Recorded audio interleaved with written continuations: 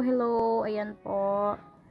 So, paano po ba gumawa ng Facebook page? So, first, open nyo lang po ang inyong Facebook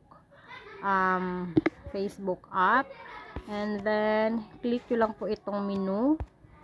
Ayan. Then, hanapin nyo lang po yung pages. Itong flag na color orange, yarn. So, click nyo lang po yan. And then, click nyo po itong create. Okay po. And then, itong get started. Click nyo lang. Ayan. Then, page name. Depende po sa inyo. For example, my page. Ayan. Then, click nyo ang next. Then, dito sa categories, pwede kayong mag-search dyan. Pero, for example, lagay ko lang itong grocery store. And health and beauty. Like, for example lang po ha. Then, click nyo ang create.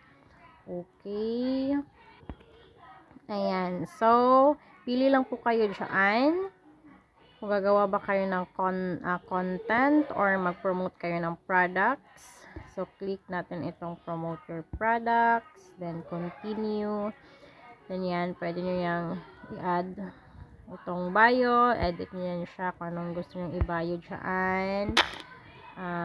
Kung may website kayo, pwede kayong mag-add ng contact, ng location. Ayan, okay. Okay po. So, ako, i-next ko lang po. Mag-next lang ako. Ayan. Then, dito sa action button, click nyo yan. Try it. Yan. So, dapat itong message. Okay. Then, next. And then, ayan. My page. Yes. Save.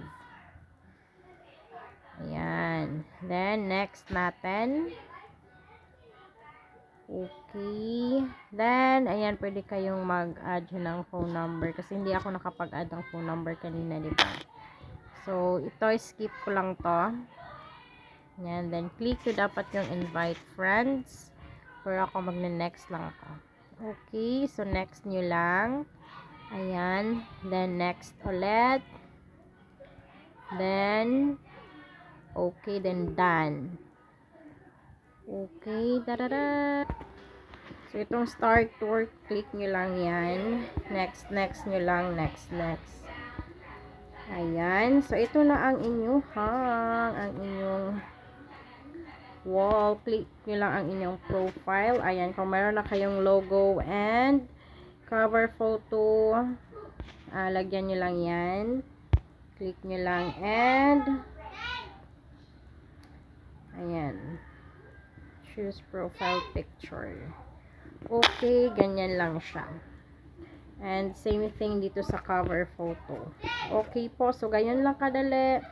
Ganun lang kadali. And sana nakatulong ito. And yun lamang po. Bye for now.